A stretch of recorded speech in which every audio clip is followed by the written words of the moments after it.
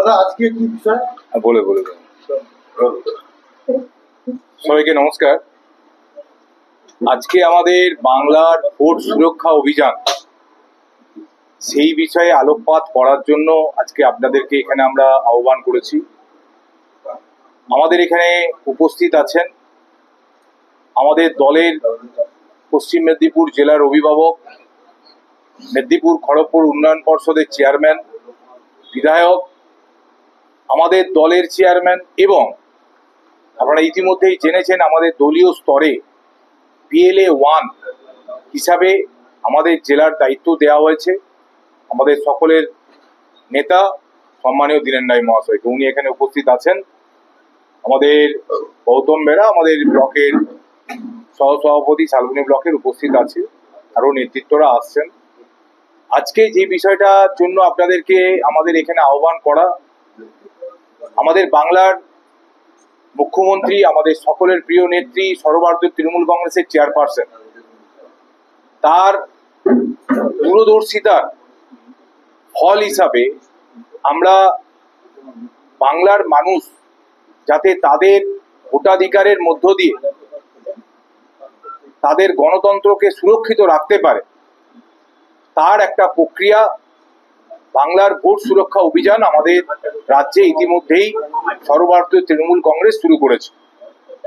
আপনারা গত 27শে ফেব্রুয়ারি নেতাজি ইন্ডোরে আমাদের যে দলের সাধারণ সভা ছিল, সেই সভাতে কিভাবে গুজরাট এবং হরিয়ানার লোকেদের নাম বাংলার ভোটার তালিকায় অন্তর্ভুক্ত করা হয়েছে, কিভাবে মহারাষ্ট্র এবং দিল্লিতে 40 লক্ষের উপরে ভোট মাত্র 4 মাসে মহারাষ্ট্রে এবং প্রায় 20 লক্ষ ভোট মাত্র 6 মাসে দিল্লিতে ভোটার লিস্টে অন্তর্ভুক্ত করে কিভাবে দিল্লিতে এবং মহারাষ্ট্রে বিরোধী দলকে পর্যদুস্ত করেছে বিজেপি, সেটা তিনি তুলে ধরেছিলেন। পাশাপাশি তিনি একদম তালিকা ধরে ধরে দেখিয়েছিলেন কিভাবে হরিয়ানার এবং গুজরাটের লোকেদের নাম পশ্চিমবাংলার ভোটার তালিকায় অন্তর্ভুক্ত করা হচ্ছে। আমরা তার এই চিন্তা ভাবনা, তার এই দূরদর্শিতা থেকে আমরা শিক্ষা নিই পরবর্তী সময়তে সর্বভারতীয় তৃণমূল কংগ্রেসের সাধারণ সম্পাদক অভিষেক বন্দ্যোপাধ্যায়ের নির্দেশে আমরা আমাদের এই ভোটের যে সুরক্ষিত ভোটার লিস্ট, যে ভোটার লিস্টের মধ্য দিয়ে বাংলার মানুষ তাদের গণতান্ত্রিক অধিকার প্রয়োগ করবে এবং সেই অধিকারের মধ্য দিয়ে বাংলায় মানুষ যাকে চাইবে, কারণ আমাদের নেতা অভিষেক বন্দ্যোপাধ্যায় একটা কথা বারবার বলেন যে গণতন্ত্রে মানুষই শেষ কথা বলেন, আমাদের নেত্রী একই কথা বলেন যে মানুষ যাকে চাইবে তিনি বাংলার মানুষের সমস্ত দায়িত্বভার গ্রহণ করবেন। সেই দিকে তাকিয়ে দুটো স্তরকে আমাদের এখানে নতুন করে বাড়ানো হয়েছে, একটা ব্লক স্তর, একটা পঞ্চায়েত স্তর। ব্লক এবং টাউন স্তরে আমাদের সুপারভাইজ করার জন্য, অর্থাৎ এই যে ভোটার লিস্টের যে যাচাইকরণ, যে ডিলিশন অ্যাডিশনের কাজ, শিফটিং এর কাজ, ট্রান্সফারের কাজ, আপনারা জানেন যে আগে ভোটার লিস্টের কাজ বছরে একবার হতো, এখন ভোটার লিস্টের কাজ সারা বছর ধরে চলে। ফলে এই সারা বছর ধরে যে চলছে তার এই ভোটার যাচাইকরণ এবং তাকে বাস্তবায়ন, এই কাজটার জন্য PLA 1 একজন তাকে দায়িত্ব দেওয়া হয়েছে। তার মাধ্যম দিয়ে PLA 2 প্রত্যেকটা বুথে যতজন আমাদের বুথ স্তরে কাজ করবে তাদেরকে PLA 2 হিসাবে ইতিমধ্যেই নির্বাচন কমিশন PLA 1 কে তার যে অ্যাপয়েন্টমেন্ট সেটা কনফার্ম করেছেন, PLA 2 দের তাদের অ্যাপয়েন্টমেন্টকেও কনফার্ম করেছেন নির্বাচন কমিশন। আমরা সেই জায়গায় দাঁড়িয়ে PLA 1 হিসাবে যিনি আছেন তাকে সামনে রেখে ইতিমধ্যেই আমাদের এই যাচাই প্রক্রিয়াকরণের জায়গাতে আমরা ডিজিটালাইজ সিস্টেমটাকে আমরা সামনে এনেছি। নতুন করে আপনারা দেখেছিলেন যে এর আগে দিদির দুধের অ্যাপসের মধ্যে দিয়ে দিদির সুরক্ষা কবচ কর্মসূচি হয়েছে, এখন আমাদের নতুন করে আবার মডিফাইড করে দিদির সুরক্ষা কবচ কর্মসূচি যেরকম ভাবে হয়েছিল দিদির দুধের অ্যাপসের মধ্যে দিয়ে, ঠিক একইভাবে নতুন করে দিদির দুধ অ্যাপস আবার লঞ্চিং করা হয়েছে এবং সমস্ত প্রক্রিয়াটাকে আমাদের এই ডিজিটালাইজ সিস্টেমের মধ্যে আনা হয়েছে। এবং যতজন আমাদের এই PLA 2 হিসাবে কাজ করবে ইতিমধ্যেই তাদের প্রত্যেককে প্রশিক্ষণ দেওয়া হয়েছে। প্রশিক্ষিত এই কর্মীদের সারা বাংলায় প্রায় 1 লাখ, এই সবাইকে নিয়ে আমাদের এই যাচাই প্রক্রিয়াকরণের কাজ আমরা শুরু করছি। এবং এই শুরু করার ক্ষেত্রে আগেই বললাম যে দুটো স্তর, একটা হচ্ছে যে আমাদের ব্লক এবং টাউন স্তরে আমরা বিইআরএস নাম দিয়েছি, টিইআরএস নাম দিয়েছি, আবার আরেকটু নিচু স্তরে সেটাকে আমরা পিইআরএস অর্থাৎ জিপিএ স্তরে এবং ওয়ার্ড স্তরে ডাব্লিউইআরএস নাম দিয়ে আমরা এই যাচাইকরণের কাজটা আমরা করছি। আমাদের এই যাচাইকরণের কাজ এবং বাড়ি বাড়িতে গিয়ে আমাদের এই প্রশিক্ষিত কর্মীরা যাদেরকে আমরা এই প্রশিক্ষণ দিলাম, ডিজিটালাইজ প্রশিক্ষণ দিলাম, তারা বাড়ি বাড়ি গিয়ে এই যাচাইকরণের কাজটা করবে। যদি দেখা যায় যে কোনো লোক এখানে থাকেন তার নাম বাদ গেছে, তাহলে তাকে এই ডিজিটালাইজ মধ্যে কিভাবে আনা হবে, কিভাবে দিদির দুধের অ্যাপসের মধ্য দিয়ে আমরা 100% মানুষের ভোট সুরক্ষা নিশ্চিত করতে পারবো, সেই কাজটা আমাদের শুরু হয়েছে। এবং এই কাজের ক্ষেত্রে আমরা অনেকটাই এগিয়েছি। প্রশিক্ষণের কাজ শুরু হয়েছে, এবার বাড়ি বাড়ি যাওয়ার কাজ। এটা আমরা আমাদের এই ভোট সুরক্ষা অভিযানে আমরা এই পার্টটা রেখেছিলাম।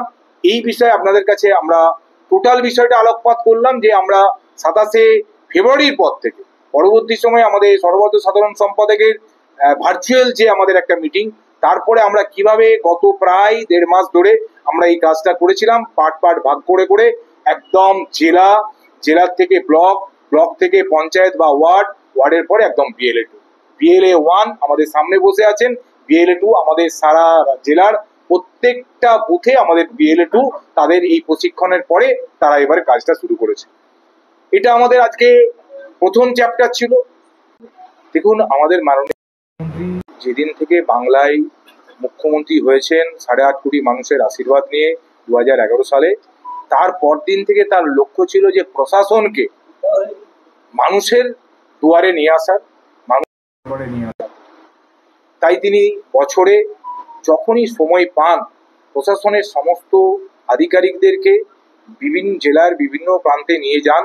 সেখানে নিয়ে গিয়ে তার যে প্রশাসনিক কার্যকলাপ, যা বিভিন্ন ধরনের যে উন্নয়নমূলক বিষয়গুলো থাকে সেখানে তিনি সবার সামনে তুলে ধরেন। তো এই ধরনেরই প্রশাসনিক একটি সভা, সেখানে তার সঙ্গে সঙ্গে বিজিবিএসএ, যেখানে আপনারা দেখেছিলেন বেঙ্গল মিনস বিজনেস, বেঙ্গল মিন ডেভেলপমেন্ট, সেই জায়গায় দাঁড়িয়ে জিন্দালদের যে পাওয়ার প্ল্যান্ট তার একটা ইনগ্রেশনের প্রোগ্রাম আছে। আমাদের জেলায় অনেকগুলো, এর মাঝখানে সুস্বাস্থ্য কেন্দ্র থেকে জেলা পরিষদ হেরিটেজের ব্যাপার আছে, তার সাথে সাথে আরও অনেক ডেভেলপমেন্ট এই মাঝখানে হয়েছে। এর মাঝখানে পার্লামেন্ট ইলেকশন গেছে, তার মাঝখানে আরও অনেক বিষয়, বিরোধীদের চক্রান্ত, সেগুলো সামনে আসার জন্য তিনি ভীষণ ব্যস্ত থাকার কারণে তার এই প্রিয় জেলা, তার এই ভালোবাসার জেলা আমাদের মেদিনীপুরে তিনি আসতে পারেননি। তাই তিনি 21 তারিখে আসার একটা সম্ভাবনা আমরা পেয়েছি। 22 তারিখে আসবেন, এলে আপনারা সবাই জানতে পারবেন যে তিনি কি কি উন্নয়নের ডালি নিয়ে আমাদের জেলার মানুষকে তার আশীর্বাদ দিতে আসছে। 21 তারিখ কখন আসতে পারে? এই শিডিউলটা যেহেতু প্রশাসনিক বিষয়, আমি প্রশাসনিকের লেজিসলেটিভ পার্টের একটা ছোট্ট পার্টে আছি, ফলে এটা একদমই অ্যাডমিনিস্ট্রেটিভ ব্যাপার। আর নিশ্চিতভাবে ওনাদের কাছ থেকে আপনারা বিষয়টি জানতে পারবেন। যে বিজেপি প্রেস কনফারেন্স মতো করে তারা জানিয়েছেন যে তৃণমূল নেতা তাদেরও এরকম ভোটার কার্ড আছে, 2-3 জায়গায় ভোটার কার্ড। তো এরকম যদি আপনাদের দলের অন্তরেও যদি কিছু পান, আপনারা কি ব্যবস্থা? দেখুন, আমরা এই জায়গাটাই বারবার বলতে চাইছি। ধরুন, আমি এর আগে মাননীয় মুখ্যমন্ত্রীর কাছে বিধানসভাতে একটা লিখিতভাবে জানিয়েছিলাম যে গত 5-6 বছরে আমাদের এই জেলাতে যখনই আমরা যারা মারা যাচ্ছে তাদের লিস্ট, যারা ট্রান্সফার হচ্ছে তাদের লিস্ট আমরা বিএলওর কাছে জমা দিচ্ছি, কিন্তু গত 5 বছরে দেখছি সেই নামগুলো ঘুরে ফিরে আবার ভোটার লিস্টের মধ্যে ফিরে আসছে। তার মানে বিএলও যারা থাকে তারা সঠিক কাজ করছে না। বিএলওদের কাজ ছিল বাড়ি বাড়ি সার্ভে করে, এনকোয়ারি করে, বিএলএ 1রা যে তালিকা দিচ্ছে সেটা সঠিক যাচাই করে সেই নামগুলো কেটে বাদ দেয়, কিন্তু সেটা না করার জন্য এই নামগুলো থেকে যাচ্ছে। এরবারে ধরুন কেউ কেশপুরে ছিল, মেদিনীপুরে এখন বাড়ি করে চলে এসছে। মেদিনীপুরে যেহেতু ভোটার লিস্টের বিএলএরা তারা বাড়ি বাড়ি যাচ্ছে, তারা বলছে আপনি এখানে তো অলরেডি 2 বছর থেকেছেন, তাহলে নাম তুলে ফেলুন। তিনি এখানে নাম তুলছে, কিন্তু এখানে নাম তুললার সঙ্গে সঙ্গে নিয়ম অনুযায়ী ইলেকশন কমিশন অফ ইন্ডিয়ার যে অ্যাপস আছে তাদের দেখাবে যে অন্য জায়গায় নাম আছে, তো নিশ্চিতভাবে সেইটা কেটে এই নামটা অন্তর্ভুক্ত হওয়ার কথা। কারণ যখনই তিনি জমা দিচ্ছেন তিনি যে অন্য জায়গায় ইতিমধ্যে নাম কারণ কি একটা লোকেই 40 বছর বয়স হয়, তো 18 বছরের নাম উঠবে, তো সভাপতি তিনি কোনো না কোনো জায়গার ভোটার ছিলেন, তার সেই ক্রমিক নাম্বার সিরিয়ালটা তাকে এখানে বসাতে হয় যে হ্যাঁ, আমি ওই জায়গার ভোটার ছিলাম, তার কার্ড নাম্বার এই, সিরিয়াল নাম্বার এই, অংশ নাম্বার এই লিখে তাকে কিন্তু নতুন করে নাম তোলার জন্য নাম জমা দিতে হয়।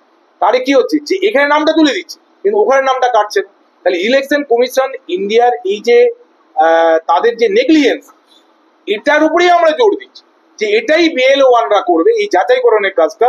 যে BLO-2 যারা আছে এই যাচাইকরণের কাজটা তারা ডোর টু ডোর যাবে, গিয়ে তারা যেমন একটা অফলাইনে তারা কাগজে কলমে তুলে করবে, একইভাবে যে দিদির দুটের যে অ্যাপস আছে সেই অ্যাপস এর মধ্য দিয়েও তারা এই কাজটা করবে। বলছে ভুয়া ভোটার যে খোঁজা চললো, তাতে আপনার বিধানসভা কেন্দ্রে কতগুলো ভুয়া ভোটার বেড়ালো? না, আমাদের প্রক্রিয়াটা আমরা এখন শেষ করলাম। কি প্রক্রিয়াটা?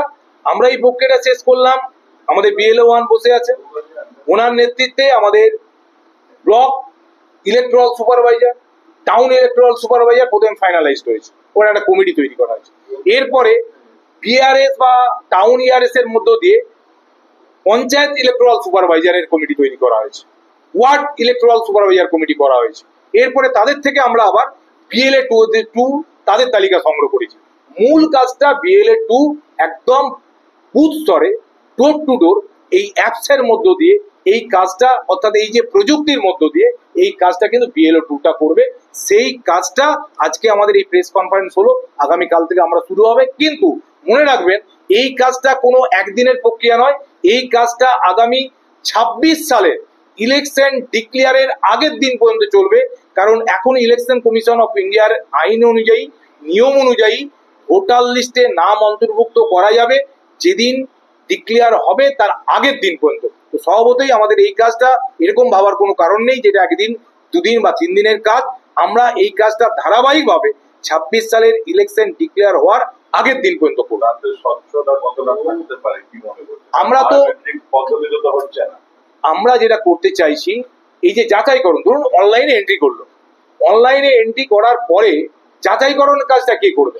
মানে আমার বুথে কোন লোকটা 18 বছর বয়স হয়ে গেছে সে নামটা তুলবে, কোন লোকটা মারা গেছে ডিলিশন হবে, সেটা আমি জানবো ভালো করে। আমি BLA-2, আমি বুথের কাজ করি, তো ওই লিস্টটা ধরে আমি আমার অ্যাপসের কাজটা করব। পাশাপাশি আমি আমার যে BRS আছে বা WERS আছে তাকে জানাবো, তিনি BRS বা TRS কে জানাবেন, তিনি BLO-1 কে জানাবেন। তার মধ্য দিয়ে আমরা ARO, RO, ইলেকশন কমিশনের সমস্ত বিষয়ে আমরা জানাবো।